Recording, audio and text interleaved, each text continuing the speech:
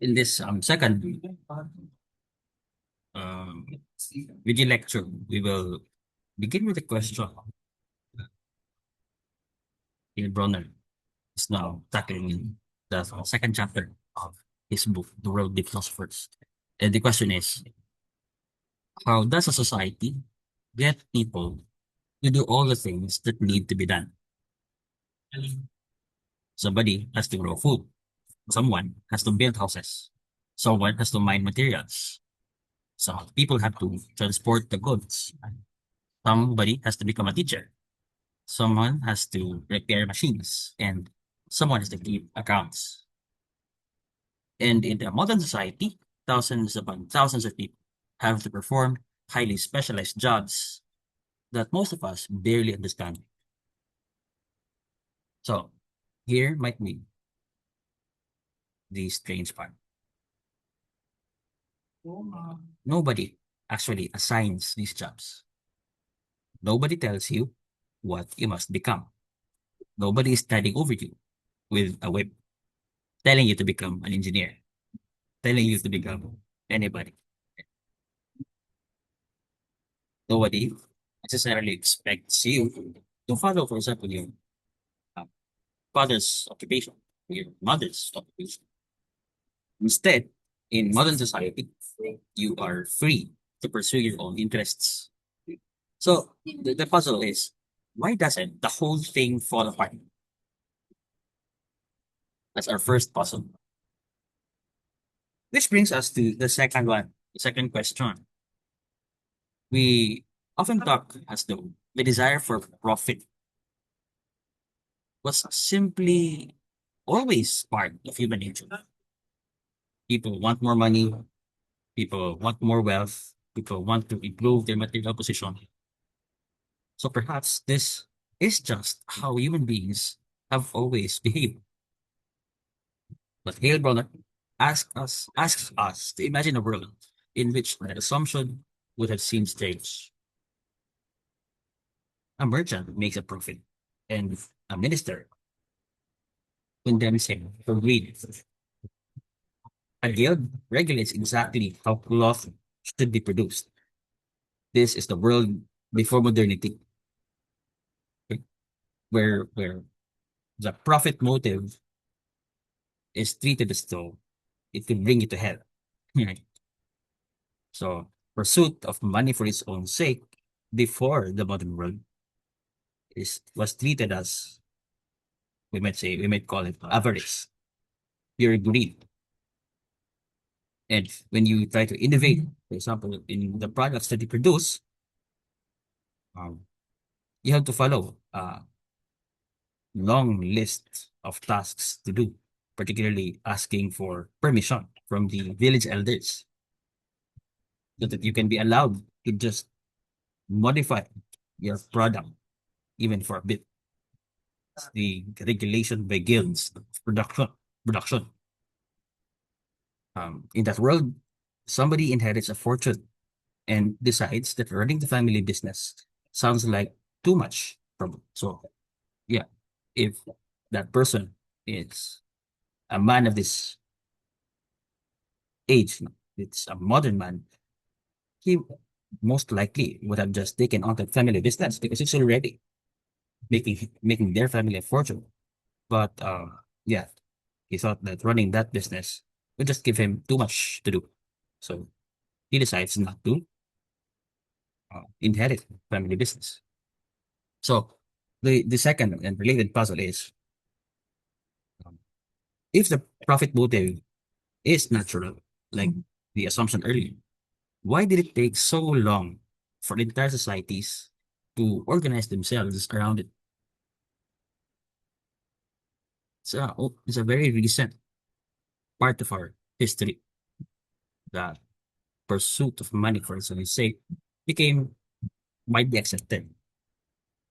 Why did why did it take so long for that to become widely accepted? It's the second reason. Which now brings us to a third one, third puzzle. Markets are relatively ancient. They have always been there. People have been buying and selling things for thousands of years. Uh, Ancient Egypt traded with the Levant. Um, Medieval Europe had enormous fairs.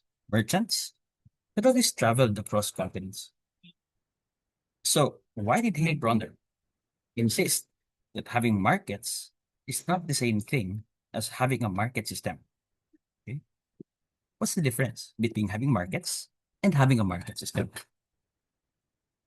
And finally, perhaps the other answer to the question is, if the market system was so disruptive, why did people eventually come to regard it as normal, almost even inevitable, even natural?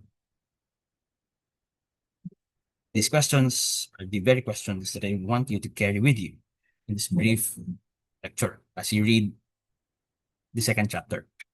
And notice something. These are questions not just about economics, but about society and how society itself holds together. And to answer that question, we have to go further back, before economics, before Adam Smith, before capitalism. One perennial problem of human beings has always been, how do we survive? Survival. But we have never solved that problem as isolated individuals.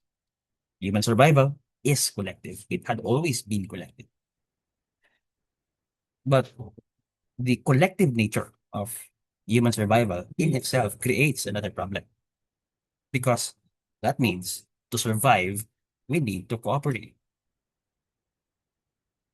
But human beings have individual wants. We have individual ambitions, we have individual fears, and individual appetites. So, for the sake of survival, every society has to solve a coordination problem. It has to somehow get billions of separate human activities to fit together. Now, in a small community, this problem might be relatively manageable. In a small village, everybody or everyone tends to know everybody else. Your family has its role in that small village. Your neighbors also have theirs. Everybody knows what is expected of them. Or imagine a society in which survival itself provides the discipline. If everybody has to cooperate simply to avoid starvation, nature itself provides a very powerful incentive for the people in that community to cooperate. Because if they do not cooperate, then nature will unleash its um, horrors on you. But there's another possibility, one grounded on reciprocity and kinship. In this arrangement, your relatives help you and you help them. Hunted animal is shared, within your kin. Food moves through networks of obligation. Heilbroner talks about the account of Elizabeth Marshall Thomas of the African Bushmen, where this kind of arrangement um, was exemplified. The important point is not that these societies lack economic activity. Of course, they have economic activity. The point is something interesting. It's that economic activity is embedded in social relationships. There's a general rule in the pre-modern world. You do not need an abstract economic theory to explain why someone performs a task, because tradition already explains it. Kinship already explains it. Reciprocity explains it. Or necessity from nature explains it. Or tradition or custom explains it. But when society became much, much larger, to the point that people do not directly produce, but they do consume, because there's already some division of labor. Farmers grow the food, miners extract the materials, engineers design the machines, Factory workers produce the goods, and drivers move them. Teachers educate children, and accountants keep track of everything. And each of these people depends upon thousands of others. At this point, the coordination problem becomes enormous. Because what happens if the farmers plant too little? What happens if there are too few engineers or too few teachers, too few transport workers, too few people willing to work in unpleasant or dangerous jobs? Modern society is a gigantic system of interdependence. And every day, society faces a remarkable possibility. The possibility that people might simply fail to do what society needs them to do. So every society needs some form, some way of coordinating human activity. Survival coordination. Historically, Heilbroner identifies three broad solutions. And the first is tradition, right? Your father is a farmer, so you become a farmer. Your family belongs to a particular occupation. You inherit that occupation, and so you have your tradition. Tradition solves the coordination problem with a simple instruction. Do what has always been done. Alternatively, the second solution is command. Someone decides what needs to happen. There's something like an authoritarian leader or dictator, and people obey that leader. For example, the pyramids of ancient Egypt can be understood partly through this principle. Even the 5-year plans of the Soviet Union, which did not happen to a visible hand, where businessmen coordinated with each other and produce results within 5 years. No, there's the authoritarian leader at the top who was deciding how things will go on the ground. So the basic idea in a command system is that somebody in authority tells society what needs to happen. So we now have two solutions to the problem of coordination. First, we had tradition or custom, and second, we now have command. But this brings us to the third possibility, a third way to solve the problem of coordination, and that is the market. In this scenario, or in this arrangement, society allows individuals to pursue their own interests and somehow expects those individuals, those individual pursuits to coordinate the activities required by society. And the principle is a bit simple. Do what is to your best monetary advantage. Again, do what is to your best monetary advantage. But that sounds almost absurd, right? Because if everyone is pursuing their own gain, who makes sure that society gets the unpleasant jobs done? Who makes sure that enough food is produced? Who makes sure that there are enough builders, enough miners, enough engineers, enough teachers, enough workers? That's the great mystery, right? And that very mystery is the need for economics.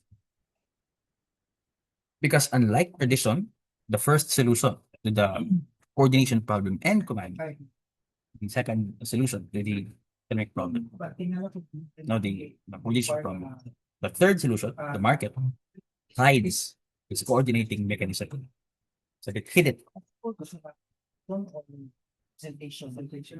To understand how revolutionary this emergence of the market system was, we have to recover a world that is very difficult for modern people to imagine.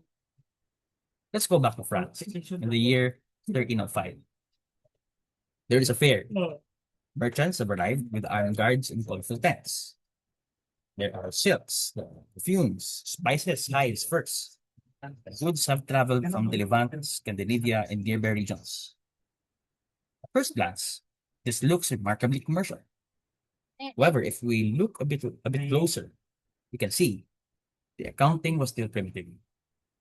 Roman numerals are still widely used. The concept of zero has not yet become fully integrated into ordinary commercial calculation. Long division was difficult. A merchant might even record that someone owes him money while admitting that he has forgotten the person's name. And the scale of trade is tiny by modern standards. So yes, the medieval world already had commerce, but it did not yet have modern commercial society. So that was France in the year 1305. We then moved to Germany in the year 1550. There's this person, Andreas Riff, who travels from market to market. But every few miles, he encounters another toll fee. Between Basel and Cologne, he pays 31 different levies. There are different currencies. Imagine, there are different laws, different measurements, and different regulations. And around Baden, there are dozens and dozens of different systems for measuring length, area, grain, liquids, liquor, and weight. Imagine trying to run a modern economy under those conditions. The problem is not simply that trade is inconvenient. The problem is a bit deeper because by then, the institutional infrastructure of an integrated market does not yet exist. It's another challenge. We now fast forward to 1639 in Boston. There's a merchant. His name is Robert Kane. And he has committed what sounds almost bizarre to us. He has made what authorities consider an excessive profit. This Robert Kane was condemned on the basis that um, the authorities deemed his profit to be excessive. His religious authorities are deeply concerned about the moral implications of seeking wealth for his own sake. Think about that. We're not simply looking at different business regulations. We are looking at a different moral world, right? A vision about what's right and what's wrong. At the time, we see that profit is not virtuous. It's even sinful in their eyes. In England, the Merchant Adventurers Company regulates not only commercial activity, but personal behavior. Members, for example, are told not to use indecent language, not to quarrel, not to play cards, not to keep hunting dogs, not even to carry unsightly bundles through the streets. And in France, the regulations of Colbert of 1666 um, attempt to control the weaving industry with extraordinary precision. Particular fabric must contain specific identified number of threads, not approximately, but exactly. Innovation itself has been treated as an offense. So perhaps we can now begin to answer our first question.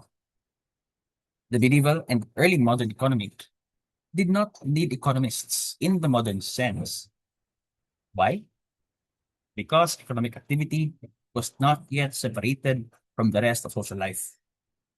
Religion regulated commerce, politics regulated production, and guilds regulated occupations, and costume even regulated inheritance.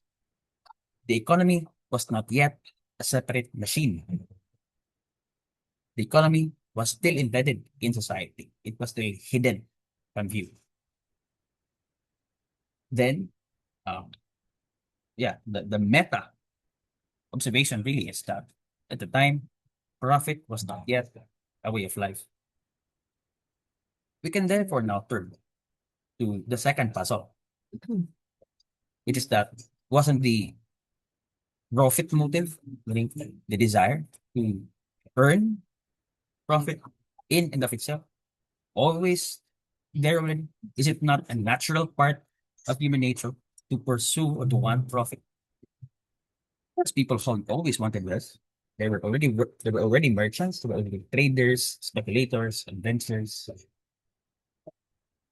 rulers searching for treasure. But there's the crucial distinction.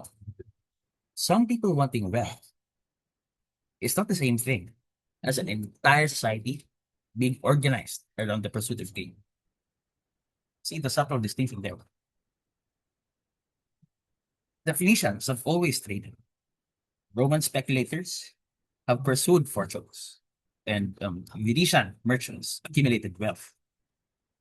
The Hanseatic League conducted extensive commerce. Portuguese and Spanish explorers searched for trade routes and treasure.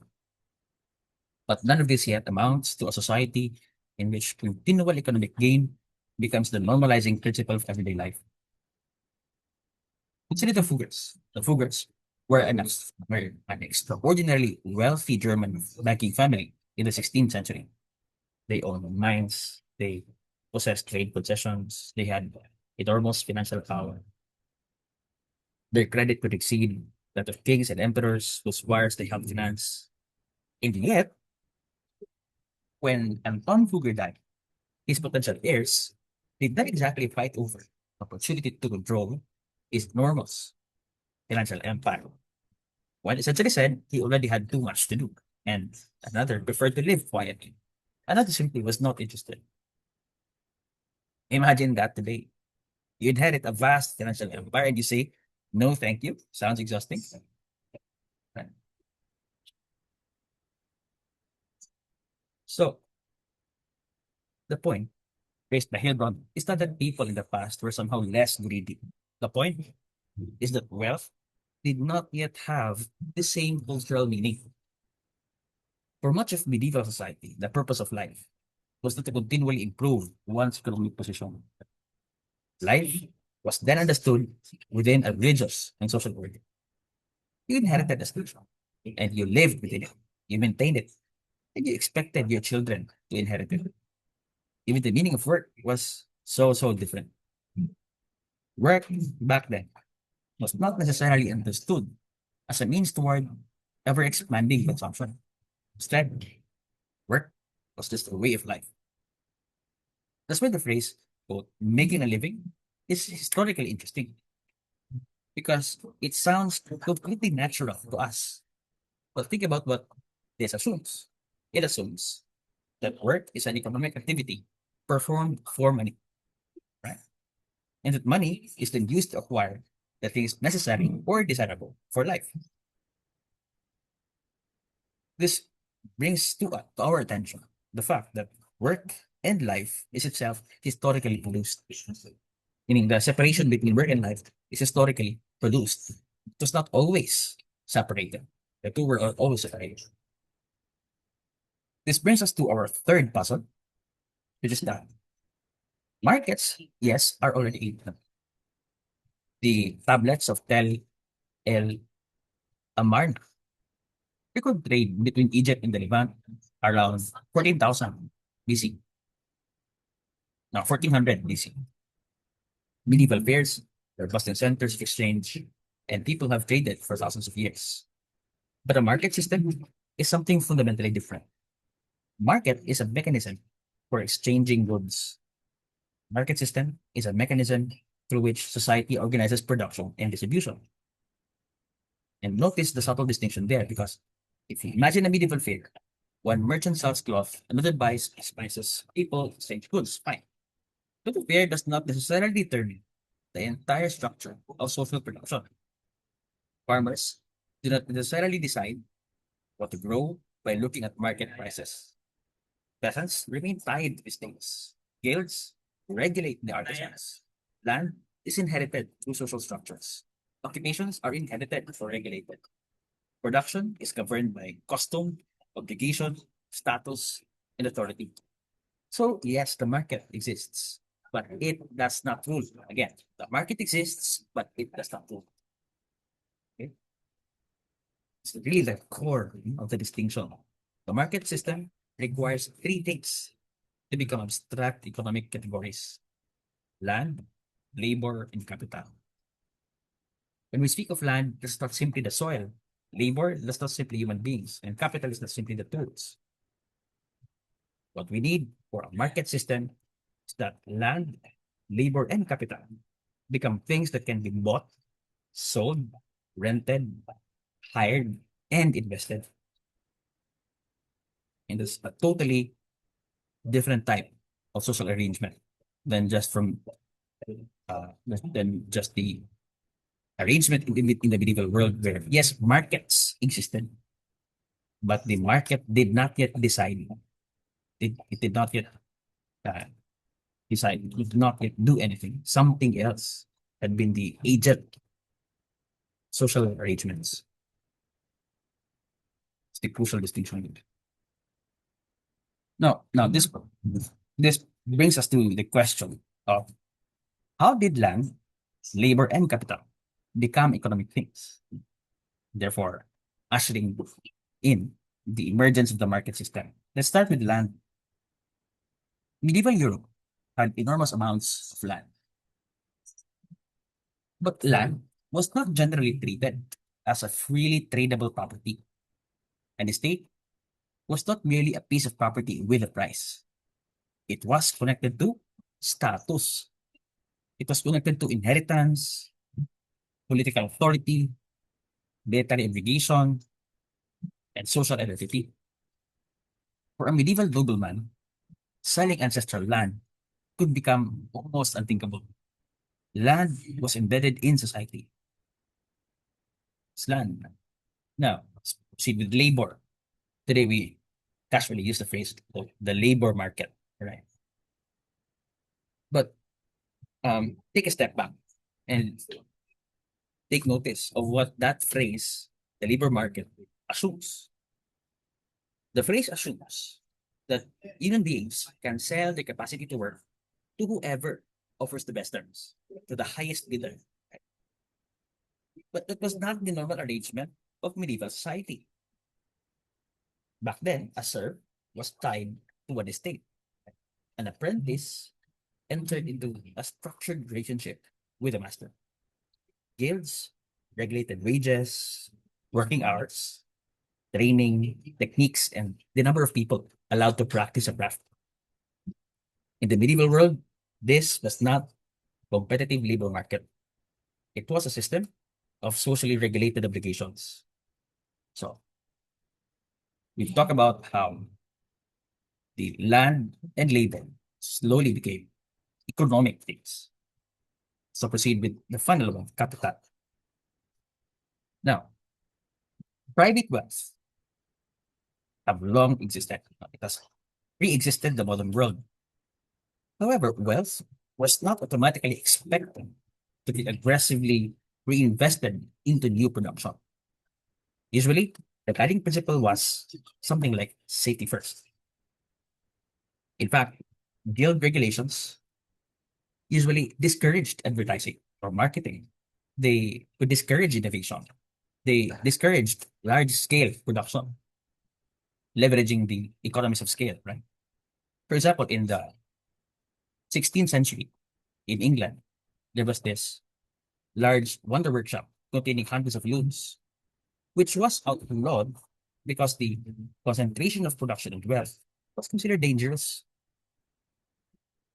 Now, from our standpoint, in the contemporary world, outlawing that wonder workshop in the 16th century, of course, would seem irrational. But if you enter that world from that older system, it made perfect sense. Because back then, their goal was not maximum efficiency. The goal instead was social stability. Okay. So again, whereas in the contemporary world, what we're aiming for is efficiency and optimizing um, our production for the sake of profit. Back then, that was not the goal. The goal back then was stability. If you do not enter that other world, that other mindset in that world, their banning of that wonder workshop would not make sense at all. The medieval economy was not simply a primitive version of capitalism waiting to become more efficient. It was organized around vastly different purposes. That means that the emergence of capitalism required something much larger than better business techniques. Society itself has to transform. And so slowly, okay, the birth pangs, no? The birth of markets started. And this is the perhaps the difficult part of the story because how do you transform land into a commodity? How do you transform people into wage laborers? How do you transform wealth into capital? The answer, according to Heilbroner, is quite uncomfortable because you cannot do these things peacefully. Consider England. At the beginning of this revolution, the economic revolution, England still contained large numbers of independent peasant proprietors, and we call them the yeomen. But then the wool became increasingly profitable. Wool, however, required pasture, and pasture encouraged the closure of common lands. Right? So, slowly, the land that had previously been used collectively by villagers was increasingly converted into private property. The landscape has changed, but something more important has also changed with it. It's that the very economic lives of the society, of the people, were changed. A peasant who had access to common land could survive partly outside the wage economy. But now, take away that access. What happens? He has lost part of the means by which he maintained himself. Now, by then, if factories already existed, perhaps he could become a factory worker, but at that time, many factories did not exist. So, he might become an agricultural laborer, but that means becoming a beggar, a pauper. And suddenly, we can understand why Elizabeth I observed that by the end of the 16th century, paupers, or poor people, are everywhere. That's a paradox. That's very paradoxical because we have the emerging market economy, which was generating new wealth. Yet at the same time, it was generating enormous insecurity and inequality. That's why we say that the capitalist system, the market system, was born in agony. The creation of a labor market required people who had fewer alternatives except to sell their labor. They had no choice but to sell their labor. That is one of the central historical transformations behind capitalism. And the enclosure of land was not a single, it was not a brief event. It continued for centuries. It still continues in the Philippines, hence the need for continual land reforms. So, riots have occurred as early as the 16th century, and by the 18th century, enclosure was still continuing. And in 1820, the Duchess of Sutherland dispossessed 15,000 tenants from 794,000 acres, replacing them with the sheep and giving the evicted families tiny plots of marginal land. So, when we say that capitalism emerged, you should not imagine a clean moment when somebody simply announced, well, from today onward, we have markets. No, market system was built through conflict, through displacement, through resistance, through institutional change, and in many cases, through suffering. But Heilbroner complicates the story even further. You may imagine that capitalists enthusiastically welcome the market. Is that true? Actually, no, not necessarily. Why? Because the market itself brings competition. Competition brings uncertainty, and uncertainty brings change. In France, in 1666, a guild weaver who wanted to produce cloth according to his own invention could not simply experiment. He needed permission. Authorities specified how many threads could be used. Button makers objected when tailors began producing cloth buttons. The government sided with the established guilds. Innovation became a threat to people whose security depended upon existing arrangements or the status quo. In England, a revolutionary starting frame was rejected and ordered destroyed.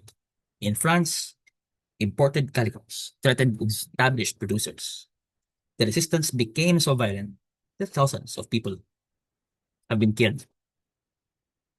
So capitalism does not simply mean that everybody suddenly loves competition. The reality is quite the opposite. People often love markets when the markets benefit them, and they resist markets when markets threaten them. And the tension sounds very, very familiar because established firms may want open markets when they can expand. However, they may want protection when competitors appear. Right? They may demand freedom from regulation in one context, but they also demand regulation in another context.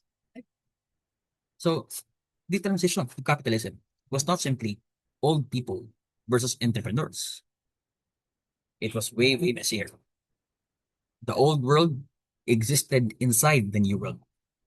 Guild masters could become capitalists. Governments could promote commerce while restricting competition.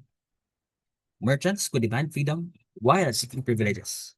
And workers would want higher wages while fearing the insecurity of wage dependence. History rarely gives us clean transitions. And this brings to our attention another question. If this new system was resisted so intensely, what made it possible in the first place? The thing is, to Heilbroner, there's no single answer to the question. No single person invented capitalism. No single law created it. No single revolution suddenly switched society from tradition to market. Instead, several historical currents gradually reinforced one another. First, we have political centralization. Feudal Europe was politically fragmented, but over time, centralized monarchies slowly emerged. Right? National governments began standardizing laws, measurements, currencies, and commercial practices. Remember Andreas Riff in his Endless Tolls when he travels? Political consolidation gradually made larger economic spaces possible. Governments also sponsored industries and military enterprises. Armies and navies required enormous supporting industries.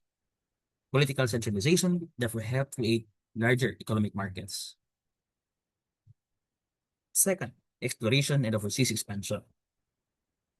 Okay. So, yeah, the second historical current that eventually led to the emergence of the market system was that the nature of exploration changed. For example, the Polo brothers, remember Marco Polo? The Polo brothers had traveled as private merchants into the lands of the Mongol Empire. By the 15th century, explorers such as Christopher Columbus sailed under royal sponsorship. Economic adventure became increasingly connected to national power. That's the history of the Spanish colonial period in the Philippines, right? And the voyages of European sailors brought enormous quantities of treasure back to Europe. And the result was not merely more gold, it was something else. It was a new consciousness of wealth. People increasingly began to see wealth as something that could be pursued, something that could be accumulated and expanded. So that's the second major factor. The third current that slowly led to the emergence of capitalism was changes in religion. We can go back to the Renaissance. And in the Renaissance, we see how the movement encouraged a more skeptical and a humanist attitude toward the world. Life on Earth became more intellectually and culturally significant. They slowly moved away from just thinking about this world as a transitory period to the other world, but they slowly tried to think about how to live well in this world. Right? Then came the Protestant Reformation. Right? And for example, we have Max Weber, who talks precisely about this Protestant ethic, which slowly was um, the trigger for modernity. So the older church during the Protestant Reformation had often regarded merchants and usury with suspicion. the older church being the Catholic Church. But Protestant thought helped create a different relationship between religion and economic life, because by then, work could slowly, eventually, be understood as a legitimate sphere in which a person exercised God-given abilities. So the demonization of the profit motive was slowly overturned. Economic activity slowly became morally respectable.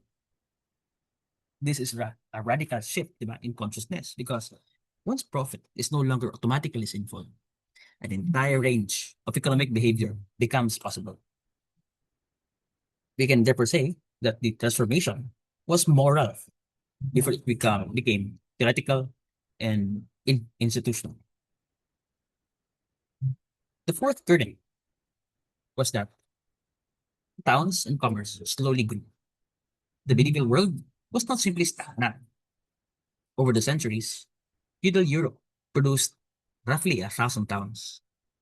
Roads connected them, food had to be transported, money became increasingly important, and markets became more familiar, and merchants gained power. The economy became increasingly monetized. And fifth, we see how there's a change in technology and ideas. Large scale commerce requires ways, for example, of keeping accounts. Double entry bookkeeping slowly spread. The printing press spread information. We have paper mills, which expanded communication, or mechanical clocks, which transformed timekeeping, or maps, which improved navigation. Windmills and other technologies, which changed production. But perhaps the most important change was this, that people increasingly began to see invention itself as valuable. Innovation invention became intrinsically valuable. Experimentation became respectable. It was no longer frowned upon. It was no longer sanctioned. And therefore, innovation became imaginable. And that matters because a market system needs people willing to change how things are produced. This brings us to the transition from the old world to the economic man.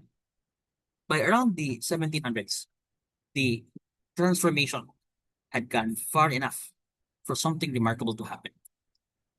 The old world has not disappeared. Guilds have survived. Feudal privileges have survived. The guilds and feudal privileges in France were not finally abolished until 1970, no, 1790. And in England, the Statute of Artificers survived until 1813.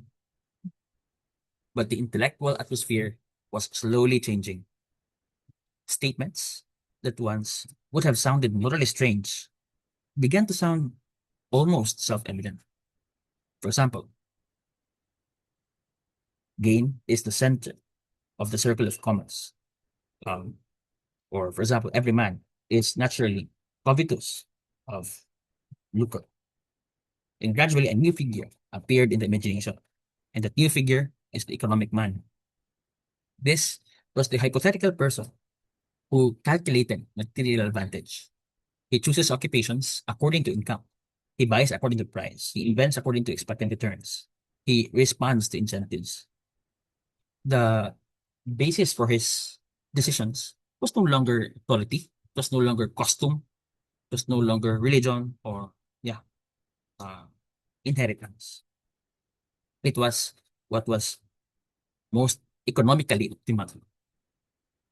And once economists began imagining society this way, something extraordinary, happiness, the economy becomes something that can be modeled because it becomes rational, right? So it can be modeled. Society can be imagined as millions of individual decisions interacting with one another.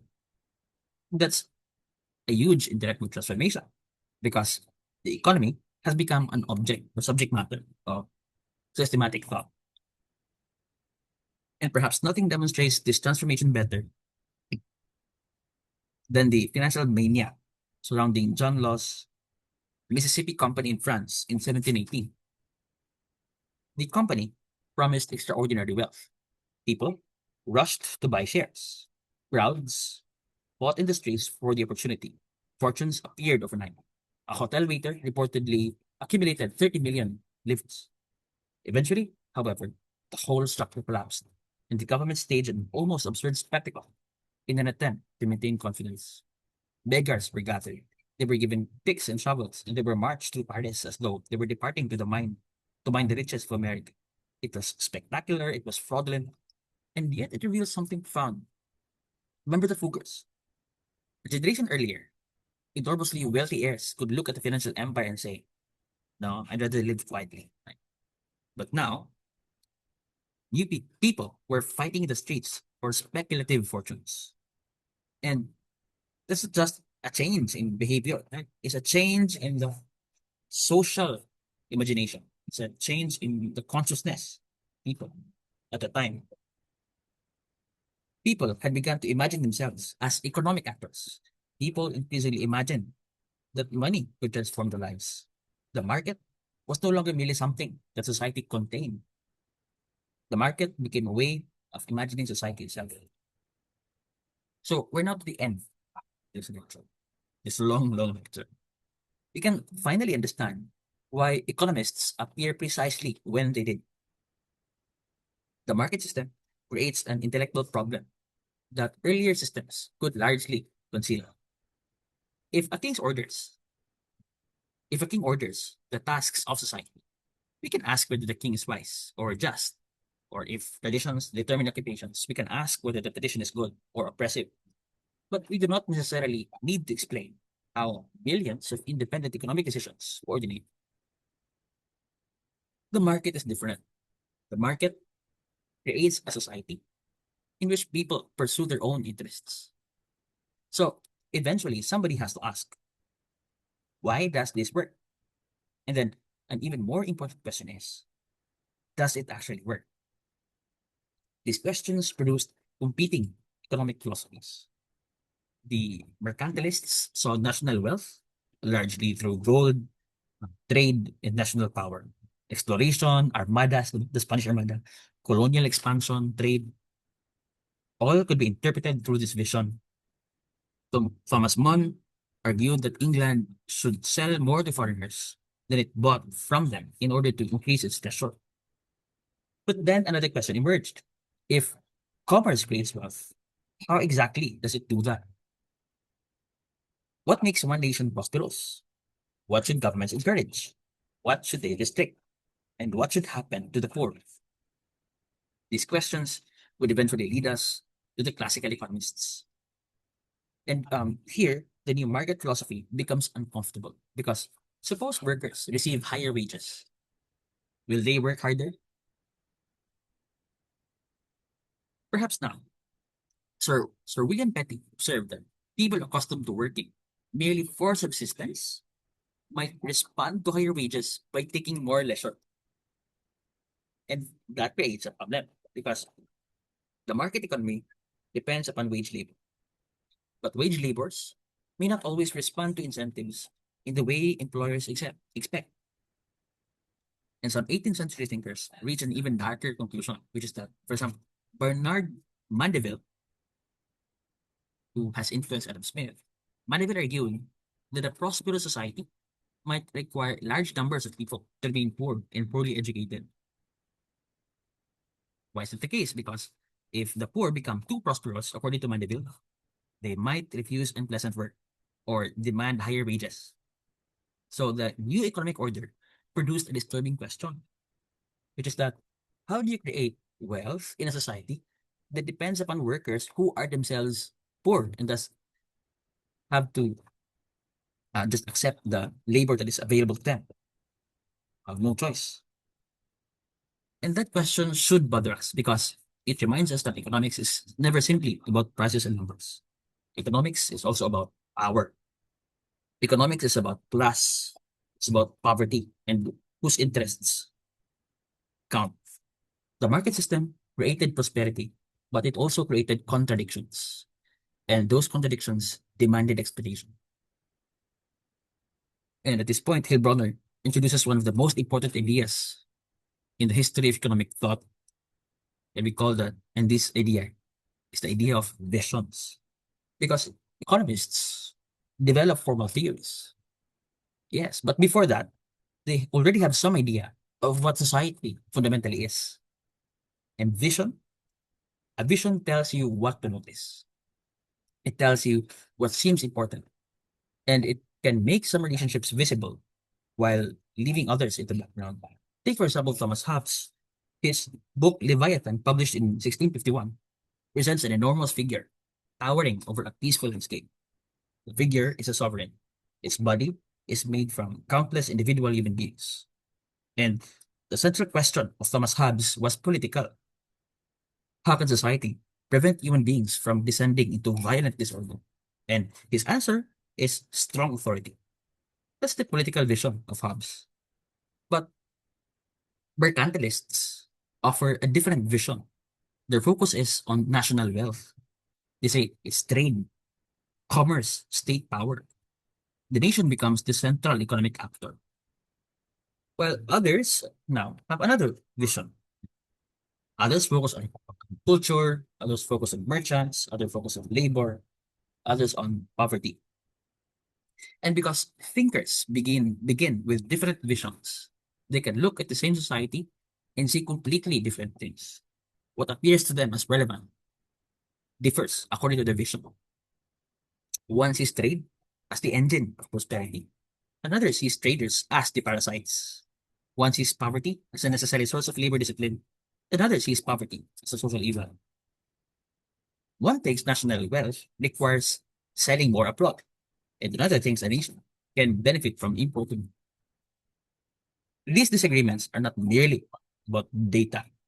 They're disagreements about what kind of thing an economy is. By the 18th century, the market system had become powerful enough and visible enough that the old explanations no longer seemed adequate. The economy was becoming larger, was more interconnected, more dynamic. As Samuel Johnson has put it, trade required philosophy to explain it. And then in 1776, Adam Smith published an inquiry into the nature and causes of the wealth of nations. And the date is almost too perfect because it was the same year that the American colonies declared independence. Right? And in that very same year, Adam Smith ushered in another revolution. He published a systematic account of the emerging economic order. That's the wealth of nations. The American Revolution, which occurred in the same year, was political. At the same time, Smith and his work was intellectual and economic. But what makes particularly interesting the work of Smith is that Smith did not think of himself as a revolutionary. He was simply trying to understand what had become to him increasingly intelligible. And that was precisely what made his move revolutionary. Smith gave an image. No, Smith gave the people an image of their own society. They were able to understand themselves through the articulation of, of society by Smith in his book, The Wealth of Nations. Smith showed how apparently separate activities, the mess, the chaos which we talked about earlier, how these separate activities could fit together. The butcher, the brewer, the merchant, the farmer, the worker, the consumer, all could be understood as participants in a larger system, the market system. Their activities were connected through exchange, through specialization, through mutual dependence. So we can now return to our very first puzzle. How can millions of self-interested people produce an organized society? The contribution of Adam Smith was to make the question visible, and then to show how markets might coordinate individual decisions even without a central planner. He calls this the invisible hand. Laissez-faire. We'll talk about that later. The market system could no longer be simply dismissed as chaos. Instead, what appeared as chaos is actually a form of order. Not the order of tradition, not the order imposed by some ruler, but an order emerging from interaction. Market system. So let's return to where we first began. We started with the puzzle. How does society get people to do what society needs? And for most of human history, the answer was some combination of tradition and command. You inherited your role, or somebody told you what to do. Then something historically extraordinary It happened. A third mechanism has emerged, and that's the market. Individuals pursued their own interests, they responded to prices, they sought profit, they competed, exchanged, and somehow, through all of this, society could coordinate enormous numbers of activities. But, and this is crucial, the market system did not simply appear because human beings suddenly became greedy. Markets had existed for thousands of years. Greed had existed for thousands of years. But what changed was the organization of society itself. Land became increasingly commodified, and labor became wage labor, and capital became something to be invested and expanded. Guild restrictions were weakened, political territories became larger and more integrated, commerce expanded, states became more centralized, overseas trade transformed European wealth, religious ideas changed, technology changed, and people's understanding of economic life had changed. And that last part, I think, matters the most because the economic revolution was not just institutional, it was mental. It was a change in consciousness because people increasingly began to see themselves as economic actors. They began to think in terms of prices, wages, profit, investment, competition, economic choice. And eventually, they began to imagine that the economy itself was a distinct sphere of social life. That's the deepest transformation that Heilbroner wants us to see, which is that the great economic revolution was not simply the invention of capitalism. It was the historical creation of a society in which economic behavior can become a central organizing principle of social life. That is why economics had to be invented. Economists did not suddenly discover an eternal system that had existed and changed since the beginning of time. They appeared because a new kind of society created a new kind of mystery. For thousands of years, human beings had asked who should rule, what makes a good society, what is justice. But once the market system emerged, another question becomes or became unavoidable. And it's that how can a society composed of millions of self-interested individuals hold together all? And Adam Smith offered one of the first great answers. He showed that there could be order even without a central planner. And then we can see that we could not, what we could not see at the beginning.